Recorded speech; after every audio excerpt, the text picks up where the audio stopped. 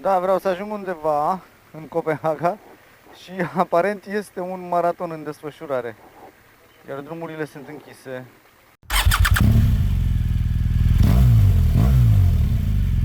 Gata, plec din Copenhaga și este extrem de cald. Sunt 23 de grade, iar mie mi-a fost foarte, foarte lene să-mi dau stratul termic jos din geacă și mă topesc. Cred că e prima dată când abia aștept să ajung pe autostradă, să-i dau un pic mai tare, să mă bată vântul, să mă răcoresc un pic. Eu voiam să ajung la sculptura Sirenei, să fac fotografia pentru orașul ăsta, dar se desfășoară un maraton astăzi în Copenhaga și toate străzile sunt închise. Așa că am renunțat la idee, am făcut o altă poză și plec. Scuze dacă par un pic leșinat, dar chiar sunt, mi-e foarte, foarte cald. Cred că totuși la prima benzinărie unde o să alimentez, o să-mi scot stratul termic din geacă, pentru că n-am cum să merg așa. Am ajuns destul de târziu aseară în Copenhaga, pe la 7, până m-am cazat, una alta, s-a făcut 8 și am avut cazare la Dracum Praznic, la stadionul de fotbal, care e într-un alt orășel de lângă. Am făcut o oră, trebuie să schimb un autobuz și un tren până în oraș. M-am plimbat un pic, am mâncat și după aia m-am întors acasă la somn, pentru că eram extrem de obosit. Da, și astăzi e ziua în care mă întorc la civilizație.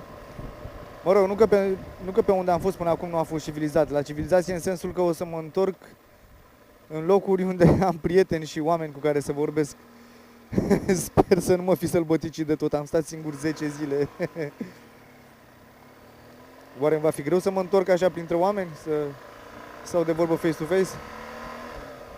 Trendsetter, I got style for you. Ain't seen you at the top, it's been a while for you. Big you up and they look down on you. Take one loss, no one's around for you. I won't stop. I won't stop. I won't stop. I won't stop. I won't stop. I'm so handsome. All in Carmine's with my Benzo, I'm so fancy. No romancing. Got my baby and she right, she make you vanish. No time to play, got book dates. Gata, am ieșit pe autostradă. Și așa cum v-am zis, cred că e prima dată în tura asta când de-abia așteptam să ajung pe autostradă, să mă răcoresc un pic. E foarte, foarte, foarte cald. Mă rog, de dimineață când m-am trezit era destul de mohorât afară, era norat, era cam răcorică și mă gândeam să pun polarul pe mine. Aoleu, dacă îl luam, mă opream pe banda de urgență să-l dau jos. Ok, am 324 de kilometri până la Hamburg. O să mai urmeze un feribot, ultimul din tura asta. Și după aceea ajungem la Leuța. Leuța din filmul ăsta de aici. Mulțumesc! La la la la la la la. Da, m-am spus în episodul trecut că Jessica s-a comportat bine pe drumul ăla de 650 de km de la Stockholm la Copenhaga. Dar eu tot am impresia că stau cu mâna stângă un pic mai în față decât cu mâna dreaptă atunci când merg drept înainte. Și prin urmare, când o să ajung la Nuremberg, o să ajung luni seara, iar marți dimineața o să o duc pe Jessica la service să mi-l verifice băieții, să fiu sigur că totul e în regulă. Poate doar am eu un pitic pe creier, dar aș vrea să fiu sigur că nu e nimic în neregulă, nu că am eu piticul pe creier, că asta știu sigur. Na, ce v-am zis că e banghie vremea? Când am plecat din Copenhaga era soare și erau 23 de grade. Sunt la 30 de km de Copenhaga, este foarte norat și sunt 17 grade afară. Acum îmi pare bine că nu mi-am scos căptușala din geacă. Am condus aproape în toate condițiile de vreme posibile până acum. Bă, dar pe ceață n-am mai mers.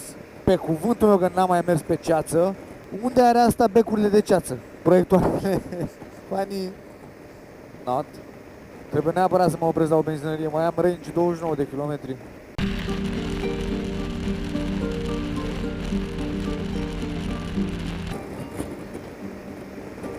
Bine ați venit în zona crepusculară.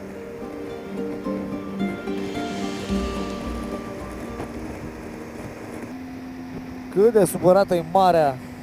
Și pe lângă faptul că este frig și norat și e ceață, s-a pus și un vânt extrem de puternic din partea stângă.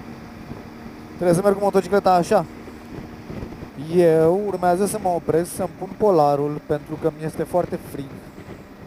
Credeam că o să fie mult mai spectaculos tunelul ăsta.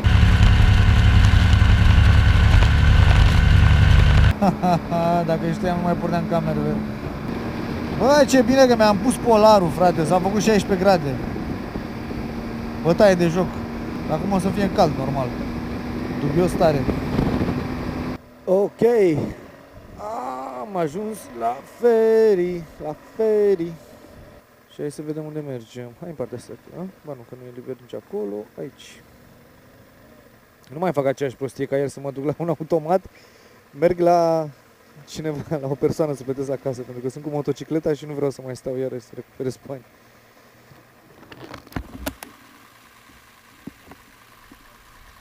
Hello! I want to cross one way. How much? 440 Danish crown. Okay, can I pay by card?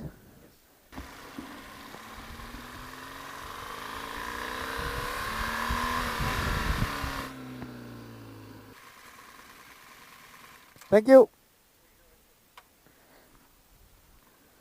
Iar am ajuns la țanc. Așteptăm să coboare mașinile care sunt acum în feribot și după aia urcăm și noi.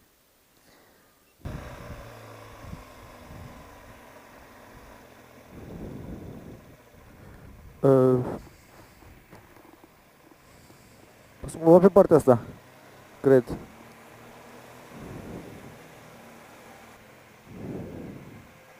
Aha, hai că avem să și legăm.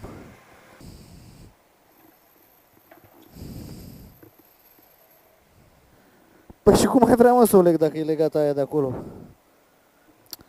Ce crăpați. A, să dau peste motocicletă. Da, ca și cum are vreun efect asta.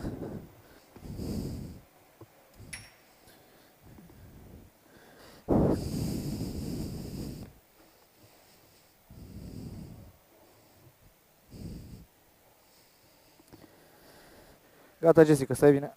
Acum mai ai grijă de mine, că m-ai doborât, ce ai făcut? Gata, gata, ho.